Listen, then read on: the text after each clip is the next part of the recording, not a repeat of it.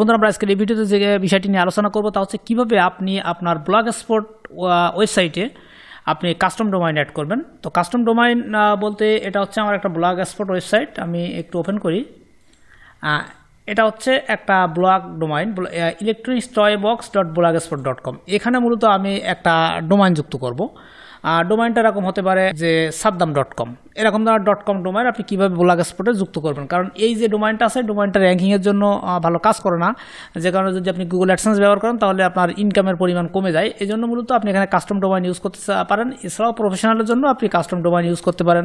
অনেক ক্ষেত্রে দেখা যাচ্ছে যে আপনি হোস্টিং কিনবেন না, জাস্ট একটা ডোমাইন কিনবেন, কিনে আপনি ব্লগের যে হোস্টিং আছে সেই হোস্টিংয়ে আপনি আপনার ওয়েবসাইটটাকে বিল্ড করবেন, ফ্রিতে বিল্ড করার পর সেখানে আপনি আপনার নামের অথবা আপনার যে কাস্টম কোম্পানির নামে যে ডোমাইন আছে সেটা ইউজ করবেন।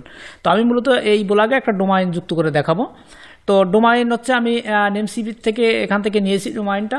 এখানে আবার অনেকগুলো ডোমাইন আছে, আমি এখান থেকে একটা অ্যাড করে আপনাদেরকে দেখাচ্ছি।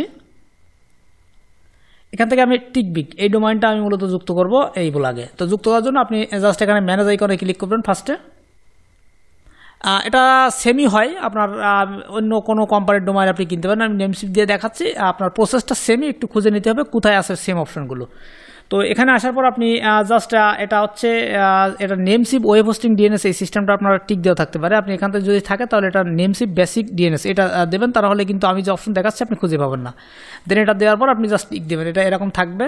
তো আপনি এখানে ক্লিক করবেন, দেন তারপর এখানে এটা সিলেক্ট করবেন, তারপরে টিক বক্সে ক্লিক দেবেন। আমি আবারও বলছি নেমসিপ বেসিক ডিএনএস এটা সিলেক্ট করবেন, তারপরে টিকে ক্লিক দেবেন। এখানে এটা সেট হয়ে যাবে। সেট হয়ে যাওয়ার পর আপনি উপরে অপশন দেখতে পাবেন অ্যাডভান্স ডিএনএস, এখানে যাবেন।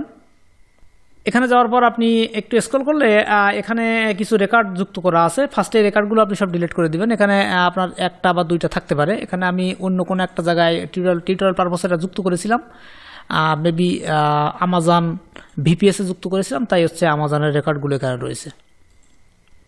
দেন এগুলা রিমুভ করবেন। এরপর হচ্ছে আপনি এই ডোমাইনের নামটা কপি করবেন। কপি করে চলে যাবেন আপনি যে ব্লগে ডোমাইনটা যুক্ত করতে চাচ্ছেন। আমি হচ্ছে এই ব্লগে যুক্ত করব।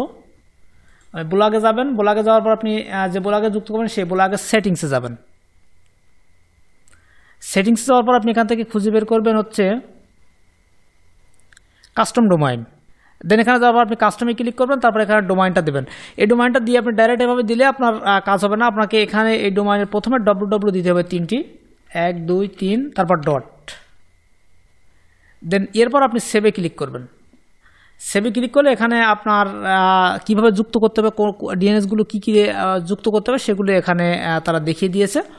তো এখানে বলতেছে ফলো টু সিনেম। সিনেমে নেমের জায়গা হচ্ছে আপনার www দিতে হবে ফার্স্টে সিনেম। তো আমি চলে যাই হচ্ছে নেমসিপে। এখান থেকে যে অ্যাড নিউ রেকর্ড এখানে ক্লিক করবেন। দেন এখান থেকে সিনেম, এই যে সিনেম রেকর্ড এখানে সিলেক্ট করবেন। তারপর এখানে হচ্ছে হোস্টের www, তারপর হচ্ছে এখানে টার্গেটটা তারা এখানে দিয়ে দিয়েছে। ডেস্টিনেশনটা হচ্ছে টার্গেট, দেন এইটা হবে। দেন এই বক্সে দিয়ে দেবেন, দিয়ে আপনি এটা টিক, এখানে কিছু করা লাগবে না, জাস্ট অটোমেটিক থাকবে। আপনি এখান থেকে টিক দিয়ে দেবেন।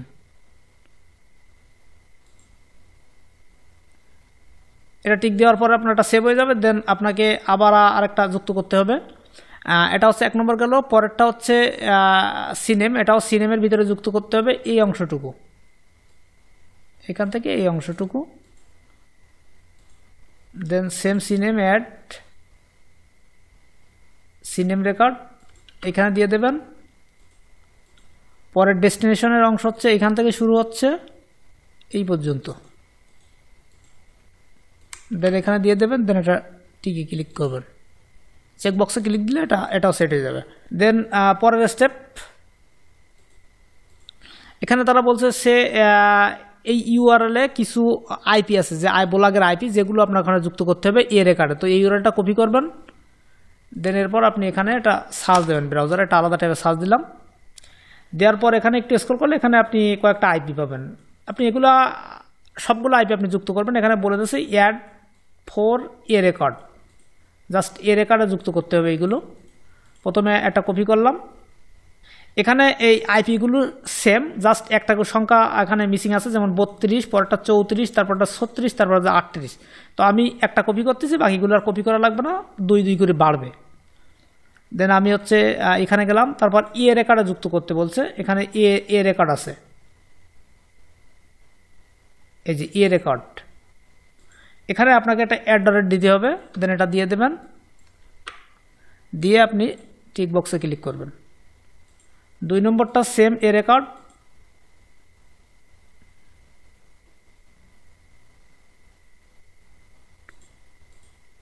এখানে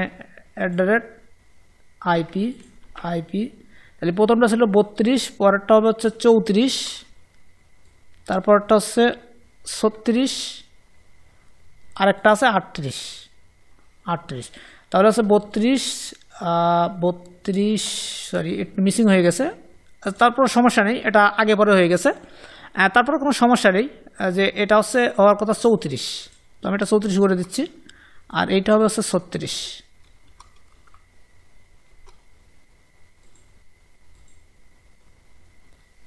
দেন এখানে কাজ এইটুকু, এখানে আর কোনো কাজ নেই। এবার আপনি আপনার ব্লগে যাবেন, ব্লগে গিয়ে জাস্ট এখানে সেভে ক্লিক করবেন। এটা আপনার একটু সময় লাগতে পারে, আমি এখানে সেভে ক্লিক করলে তাৎক্ষণিকভাবে না হতে পারে, একটু সময় লাগতে পারে, এটা আধা ঘন্টার মতো সময় লাগতে পারে। তো আপনি ক্লিক করে টেস্ট করবেন, অথবা আধা ঘন্টা পরে এসে আপনি আবার এই সেম নামটা এখানে দিয়ে জাস্ট সেভে ক্লিক করবেন। আমি ক্লিক করে দেখি, এটা যুক্ত হয়েছে। দেন এরপর আপনাকে যেটা করতে হবে, এই ডোমাইনটার নিচে দেখাচ্ছে এখানে রিডাইরেক্ট অপশন আছে, এটা অন করে দিতে হবে। এরপর SSL HTTPS বা SSL এর একটা অপশন আছে, এটা বন্ধ করা আছে, এটা জাস্ট আপনি অফ করা, এটা অন করে দেবেন। দেন এরপর আপনি একটা ট্যাব নেবেন, এখানে সার্চ করতে পারেন আপনার ডোমাইনটা .com, তাহলে আমার ওই ব্লগটা ওপেন হবে। এই দেখতে পাচ্ছেন এখানে আমার SSL চলে আসছে, প্লাস আমার ThreeGbd.com লেগে যখন সার্চ করছি তখন আমার সেই ইলেকট্রিক টয় বক্স ওই ব্লগস্পটটা কিন্তু মেন ডোমাইনে চলে আসছে। সো বন্ধুরা, আশা করি আপনারা বুঝতে পেরেছেন কীভাবে আপনার মাস্টার ডোমাইন blogspot.com এর ওয়েবসাইটে আপনারা যুক্ত করবেন। তো এই ছিল আজকের ভিডিওর বিষয়। আল্লাহ হাফেজ।